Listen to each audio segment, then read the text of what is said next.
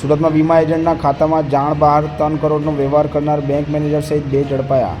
Pandesara Tulsidham society ખાતે રહેતા અને અડાજણ એલપી સવાણી રોડ પર ટાટા કંપની એઆઈએ તરફથી ઇન્સ્યોરન્સને લગતું કામકાજ કરતા અખિલેશ રણજીત યાદવ 27મી સપ્ટેમ્બરના રોજ એચડીએફસી બેંકમાં ખાતું ખોલાવવા માટે ગયા હતા. બેંકની સિસ્ટમમાં પાન કાર્ડ નાખતા પહેલાંથી જ તેમના 2 બેંક ખાતાઓ બતાવતા હતા, જેમાં છેલ્લા 1.5 વર્ષથી 3 કરોડથી વધુના ટ્રાન્ઝેક્શન થયા હતા.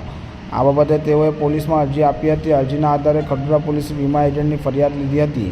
પોલીસે એચડીએફસી બેંકના senior branch sales manager Sandeep Gumanmal Rakhecha રહે સંગીની સ્કાય કુંભારિયા ગામ મૂળ રહે બિકાનેર રાજસ્થાન અને માર્કેટમાં કુર્તીનો વેપાર કરતા અને મુખ્ય સૂત્રધાર રજત સંજય સેઠિયા રહે આશીર્વાદ એન્કલવ અલથાણ મૂળ રહે બિકાનેર રાજસ્થાનની સામે ગુનો નોંધી ધરપકડ કરી બંનેના કોર્ટમાં 3 દિવસના પોલીસ રિમાન્ડ આપ્યા હતા. હજુ આ ગુનામાં એકાઉન્ટન્ટનો ઉપયોગ કરનાર મિલન જૈન અને સાહિબ નાસ્તા ફરે છે.